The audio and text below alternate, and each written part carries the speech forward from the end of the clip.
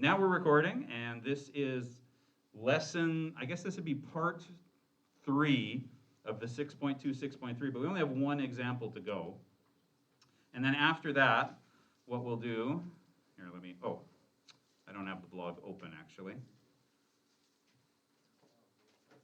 The plan for this class is we started with a little practice quiz from 6.1. So those of you who missed class, if you're watching this video because you missed the class, you can download it from here, and the solution's right there. And then we're going to do the last example of 6.2, 6.3, and then I'll let you have some work time for that assignment. So this will be a pretty short lesson. We're only going to do one example. So back to the lesson book, we are there. Can everybody get to that example? A restaurant owner has 2 part-time employees, Darby and Lexi. The owner can give no more than 30 hours a week in total. And I'm going to underline that because that is important. No more than. Darby is skilled at making delicious food. She gets paid $18 an hour. Lexi is the newest employee, and she only makes $12 an hour. The owner has a budget of $480 a week for their combined wages. So it doesn't matter who I call what, but they mentioned Darby first. So I'll let X equal number of hours Darby works. Let Y equal number of hours Lexi works. Now we're going to write a system of inequalities to represent the problem. Okay, so the first point here is that the owner can give no more than 30 hours a week. So together, they have to be no more than 30. What symbol goes in there? What's no more than? And you have 4 choices: less than, greater than, less than or equal, greater than or equal. Which one do you want? Less than or equal to is the correct symbol because 30 counts. 30 is not more than 30. It says no more than 30. So it could be 30, but it couldn't be 31, right? So there it is. That's the first equation. The second equation would be, I'm going to use this last dot here. Actually, I'm using kind of all 3 of them. If Darby works for 1 hour, she gets $18. If she works for 2 hours, she gets 2 times 18. 3 hours, she gets 3 times 18. What if she works for X hours? I'm looking at blank stares. Let me run through that again. I thought that made total sense. If she works for 1 hour, she gets 18 times 1. If she works for 2 hours, she gets 18 times 2. If she works for 3 hours, she gets 18 times 3. What does she get if she works for X hours? Because I've said in the problem, she's working for X hours. Thank you, 18 times X.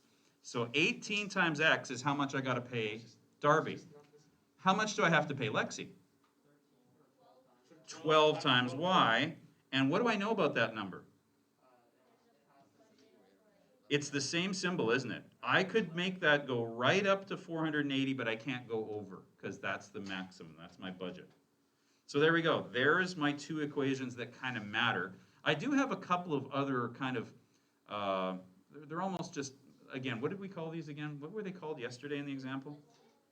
Incidental equations? No, what was it called again? That's it, implicit constraint equations. There we go. The implicit constraint equations this time are that, again, it wouldn't make sense to say that X was a negative or that Y was a negative. I mean, how do you work negative hours? Now, what kind of numbers do we want here? Last example, we only wanted whole numbers, but hey, this is money, right? And time. Can't you work point something of an hour? Yeah, you can. So I actually don't have an implicit constraint of whole numbers. Basically, anything in my zone should make sense this time. Question?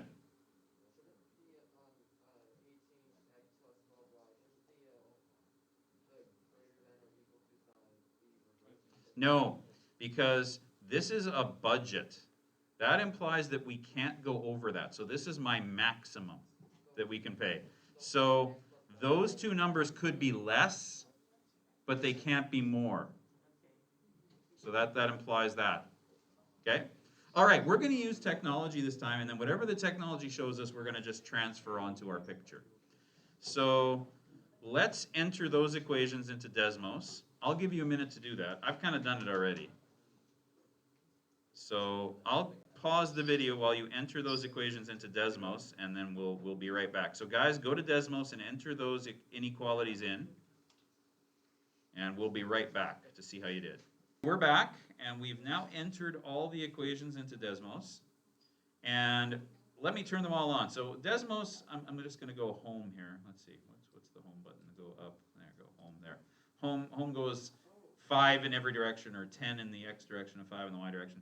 And when I graph all of these zones, I don't really see where the answer is. I just kind of see a bunch of colors. Even if I do kind of zoom out, there we go. I can kind of see there. That's the zone of the answer. Now, remember I showed you this yesterday. If it gets to be so many equations that it's hard to see the zone, make them all their opposite. And then the answer is all the stuff that doesn't have color.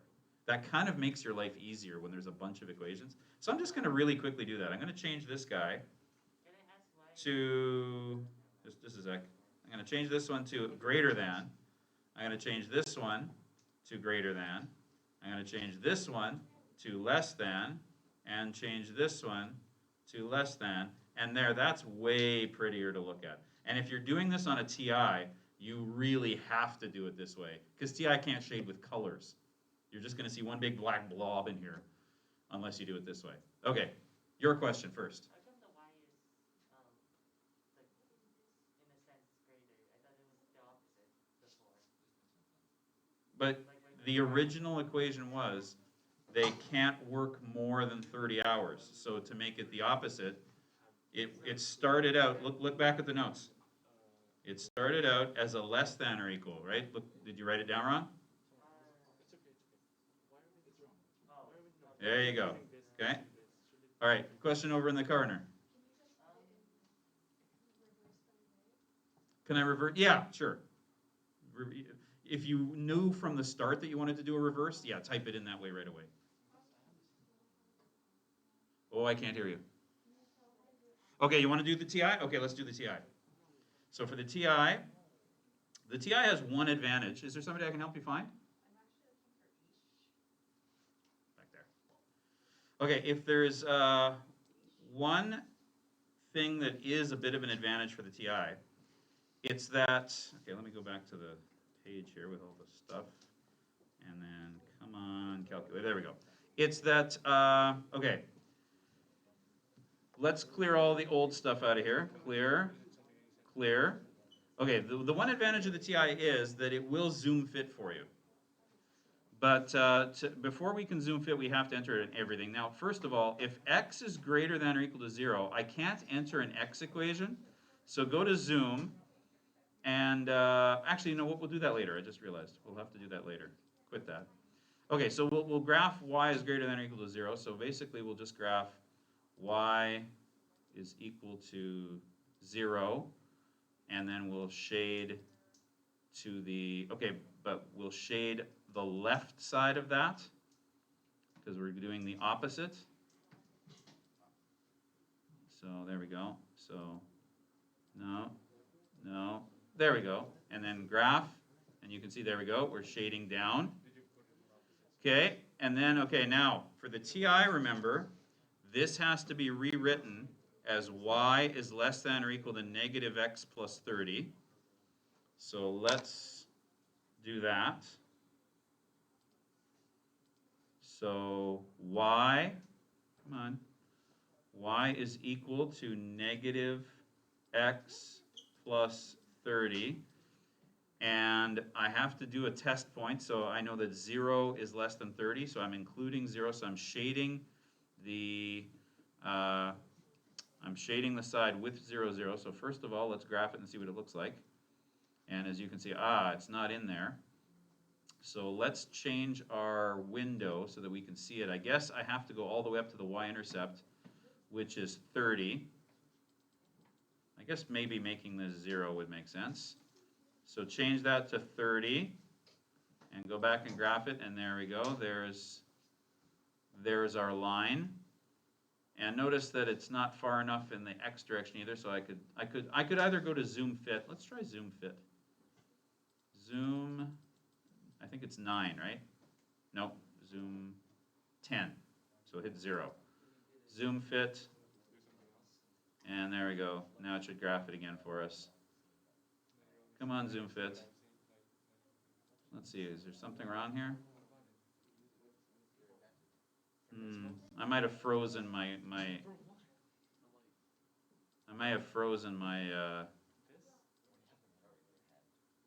my app here. Okay, I'm gonna start again. Okay, y equals that, and then window. Yeah, that should work. Oh no, the X max is no good still. So we'll go to zoom fit. 0 is zoom fit, right? And okay, draw for me. There we go. Oh, it's still not doing a very good job of fitting, because usually zoom fit means it goes to both the X and Y intercepts. All right, I'll just make it bigger. So I know that the X has to go all the way over to 30 as well. So under the window for X max, change that to 30. There we go. And then graph. And there we go. And now, okay, I don't want any, oh, hang on a sec, that's still no good. What's going on? Window. X max, oops, I put the thing in the wrong place. 30. There we go. Now graph.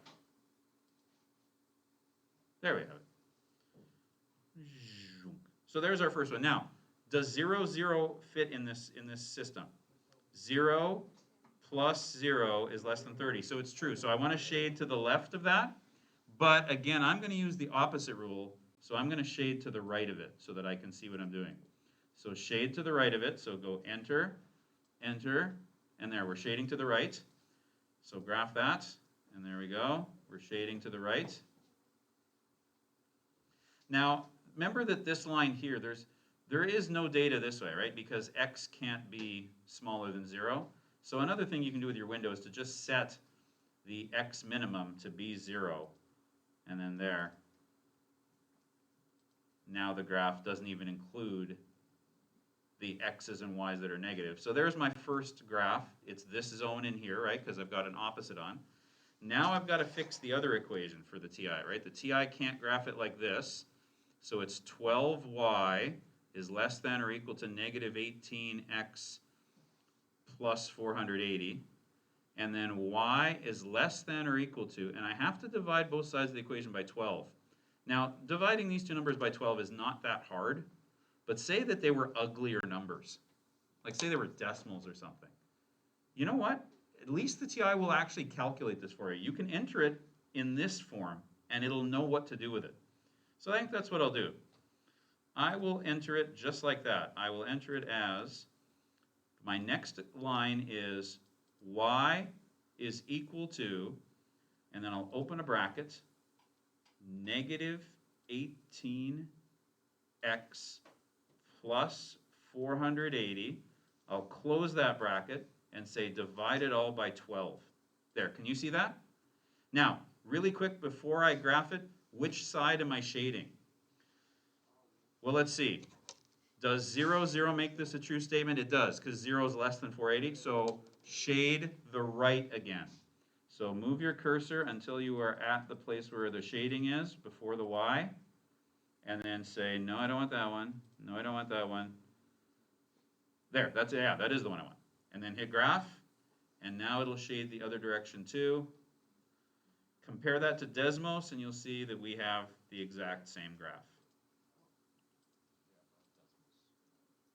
So there's Desmos, there's a Maffoon. Same thing. This white zone that's kind of like, I guess technically it's a quadrilateral because it has 4 sides. Okay? Okay, so yeah, we'll give people a minute to play with this to get to my spot, whether you're on Desmos or the TI. I have one question. Okay, questions? Why are we including the inequalities that have red, blue, and green colors, like on the list of system of inequalities? Like, I don't think we've done that before. Sure we have. We did this yesterday where we had different colors, right? There's only like one inequality. There's 4 inequalities here, right? But why are those why are those three inequalities included? Why are they included? Because the system, the answers to the question are the zones where they all overlap. So that's the white zone right here. Yeah, all of the numbers in this zone are possible answers to the question. And same thing here. All of the numbers in this zone are possible answers to the question. So, okay, so now I want to translate this to my graph on my page. So whether I'm using the TI or not, so if I'm using the TI, I'm going to go trace, actually, better yet, I'll go calculate the intersection point. Actually, why don't we calculate the X-intercept first? Let's do that. So how about the X-intercept, which is what we call the 0. So the X-intercept is 15. So, oh, hang on a sec. That's the wrong line. No. Okay, hold on. Quit. So anyway, hold on. Let me go back to the graph. This is my line that I want to be on here. So second function calculates my X-intercept, which is called my 0, not on Y1. I want to go to Y2. There it is, on Y2. There it is. So there we go, and it's going to give me, oh, it's not giving me an error. I don't know why it's giving me an error. Let's try that again. Give me my 0, my X-intercept, for Y2. So Y2 is, left boundary is, oh, I see the problem.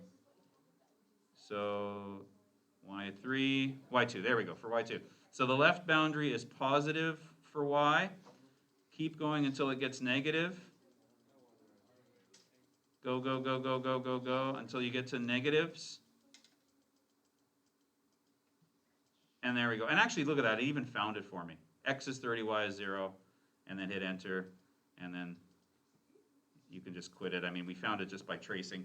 So this point here, oh, actually, that is the wrong point. I do want the other one. Hang on. Calculate the X-intercept of the blue line, which is the first line. Which one is the blue line for me? Oh, I guess it is not Y. It is Y1.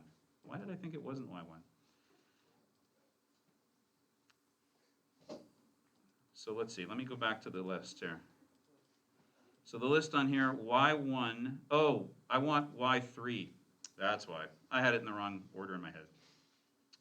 So I want to calculate the X-intercept, which is called the 0, of Y3. So just toggle up until you're at, there we go, Y3.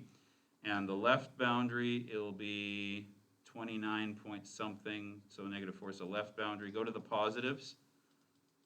So there we go, the positives for X. That's the left boundary. And then the positives when Y dips into negatives.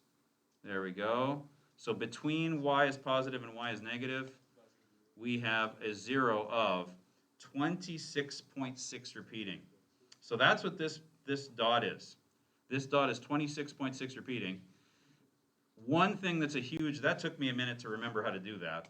On Desmos, all you have to do is basically click, and there it is. Boom, 26.6 repeating. So now let's go to my graph and let's graph this. So if we have to count to 26, maybe we should I think we can just count by ones on here. They've given us a pretty small grid.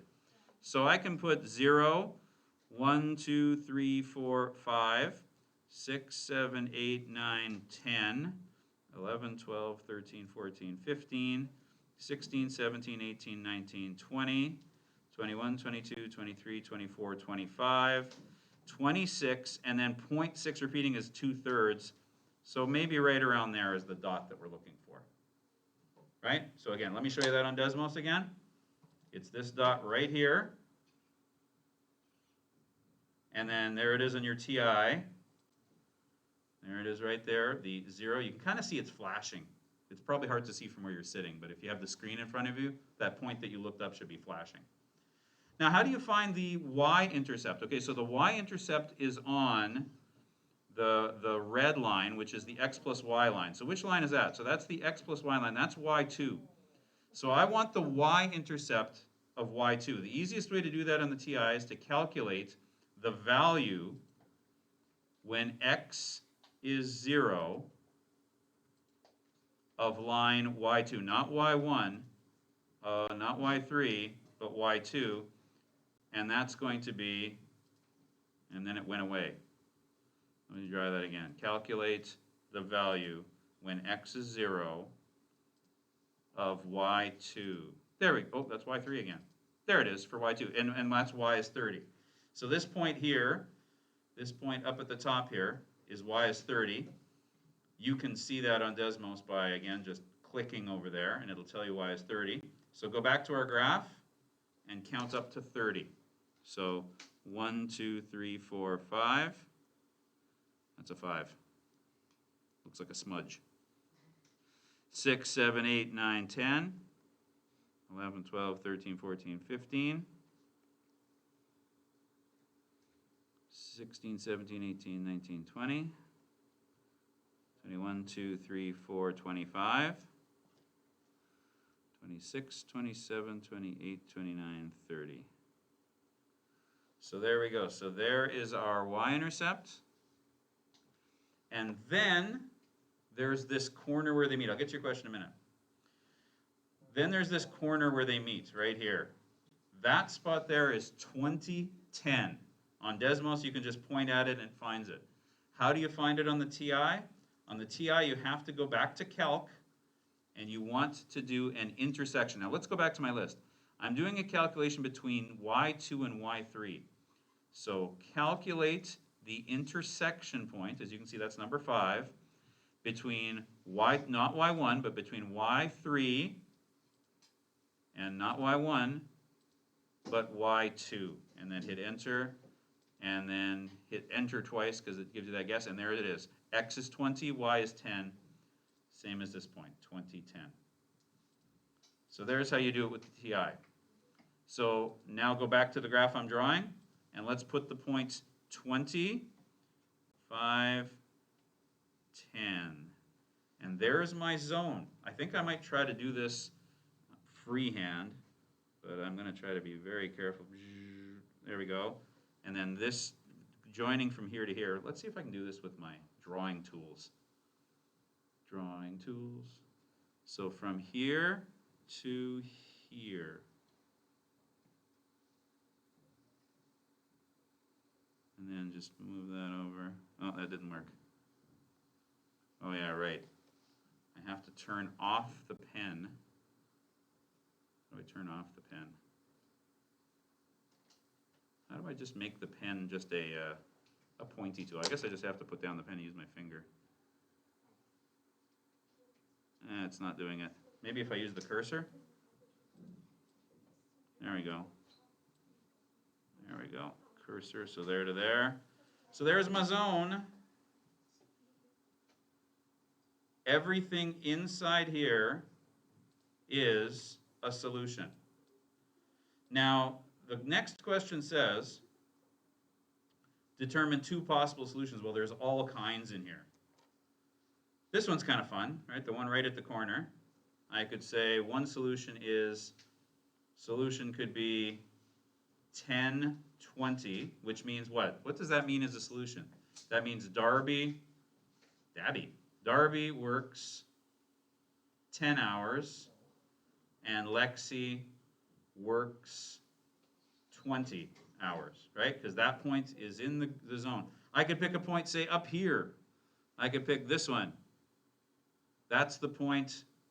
It said it wanted 2 solutions. That's the point 5, 20. Remember, x always goes before y, right? So 5 over, 20 up. So 520. What does that mean? That means that Darby works 5 hours that week, and Lexi works 20. Here's a more interesting question than just, oh, find me 2 points somewhere in this zone, would you? How about I ask you a more interesting question? So let's what is this? This is question C. Let's ask question D. Question D. What is the maximum number of hours they can work and I'll say rounded to the nearest hour.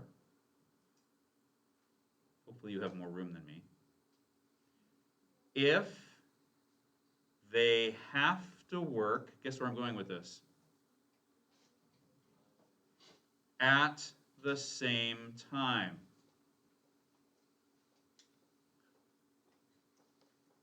Darby and Lexi are great employees at my restaurant, but let me tell you, they're like twins joined at the hip.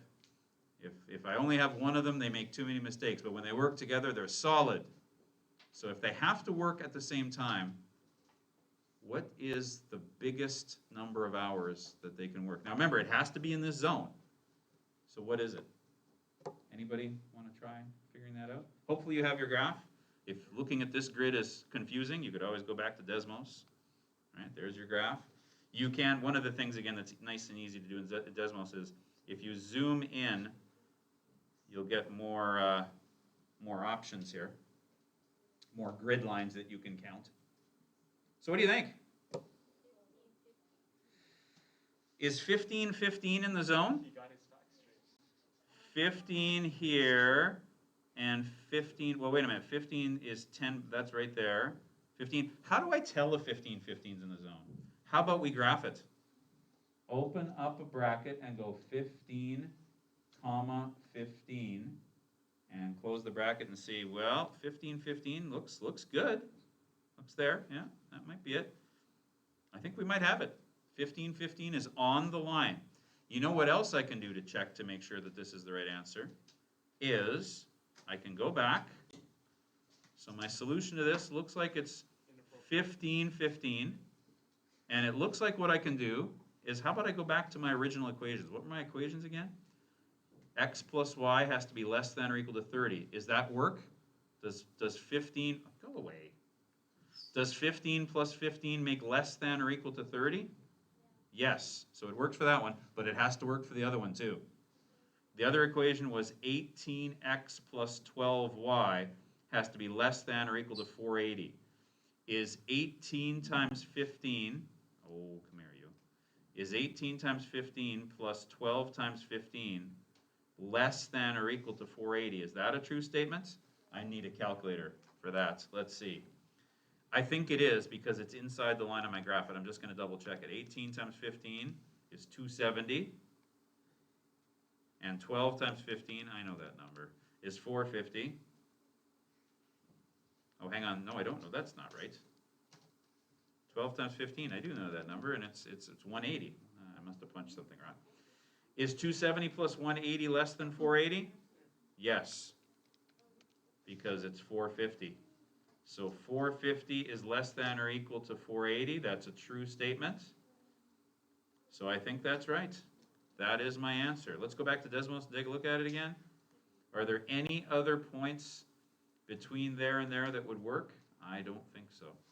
15, 15 is it. If I tried to go to 16, 16, let's just try it. If I tried to go 16, 16, what happens? Nope. See the problem? I'm on this line, but I'm supposed to be in the white area, which is bounded by that line. So nope, 16, 16 is out.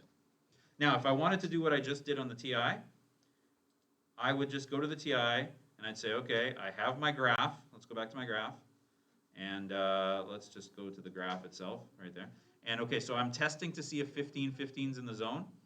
Go to Stat, Edit, clear whatever you might have in there. Clear, clear, clear. And then type in 15,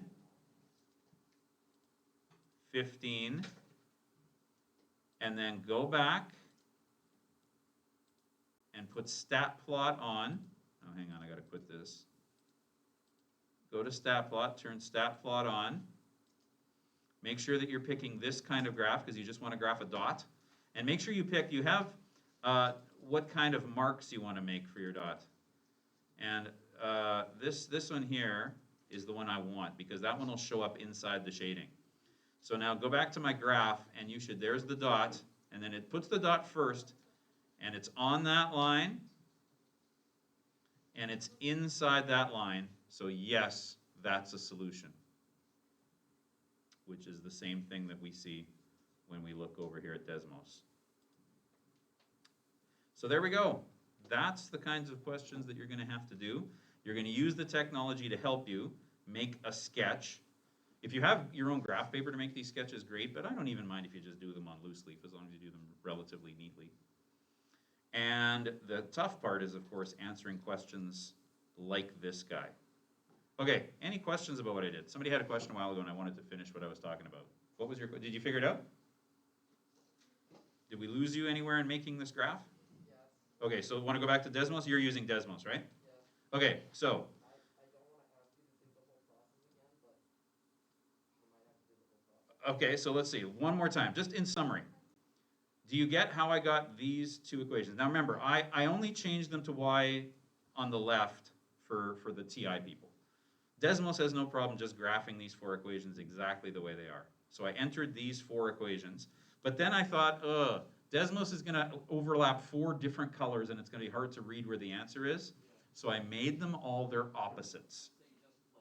So I flipped every single greater than and less than to its opposite.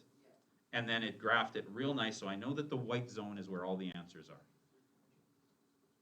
And then I answered the question. The question is, give me 2 points that would represent hours that they could work. And anything in here, right here, 10's a point. So they could both work 10 hours, and that would work. So any point in that area. Any point in that area is a solution, and including on this line here, can you see where I'm tracing? Yeah. This line here, and that line there. Yeah. Right? Because the boundaries count, because these are greater thans or equal to. Yeah. And then when I drew it for my sketch, for my solution, I only included the parts of the lines that mattered, the ones that were boundaries. So I have this weird figure here that kind of looks, I don't know, it's a quadrilateral is what it is, right? Because it has four different lines. I just don't know why there's so many words you wrote down. This is a lot. So many words I wrote down? Like on the I right. wrote a whole sentence there. My God. That looks like a lot more. Well, then, like, if you go to the side, I thought there was a lot more. No, that's not. Oh, well, because I answered D over here, right? I answered D where I said, there we go, I did some work. I picked a number looking at my graph, and I wanted to double check that it was true. So I ran it through the two equations, and yes, it was true for both of the equations. Oh, okay. So that's all. So there we go. So that's the tough example. And that takes us to the end of 6.3. So I'll stop the video there.